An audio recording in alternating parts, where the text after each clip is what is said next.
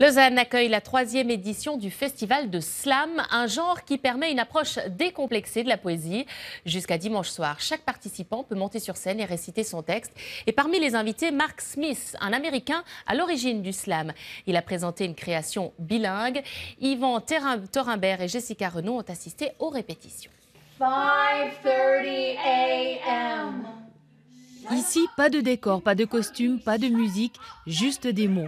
Des textes en anglais et en français qui parlent d'amour, de poésie, mais aussi de violence ou de vie quotidienne. Des mots traduits tour à tour par les slameurs. War and the universe will hear our music. Quand la bombe tombera, je vais chanter une sorte de chanson qui va s'étendre. De temps en temps, les poètes américains disent une phrase, puis on traduit cette phrase, et puis etc. on alterne. Mais parfois aussi, on dit les deux langues en même temps. Parfois, l'anglais n'est pas traduit, mais il est mimé. Pour la première fois, les slameurs français peuvent compter sur l'expérience et le regard critique de Mark Smith, le fondateur du slam.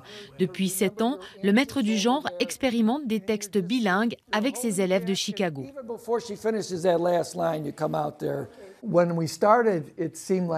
Au début, ça nous paraissait impossible, mais on a découvert que trouver de nouvelles manières de marier les langues, c'est un processus très créatif.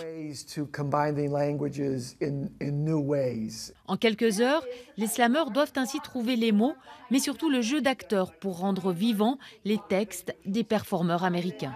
Juste parce qu'il réveille les voisins au-dessus et en dessous de moi. Alors, ils maîtrisent le show, ça c'est certain. Ça, justement, on s'en imprègne. On travaille à partir des poèmes des Américains. Donc, du coup, il faut vraiment rentrer dans le personnage, rentrer dans l'idée même du poème. Qu'est-ce qu'ils ont voulu dire ? Plus que les mots, c'est le sens du texte qui devient alors important. Entre poésie et performance, le slam veut surtout toucher le public. S'allongeront un moment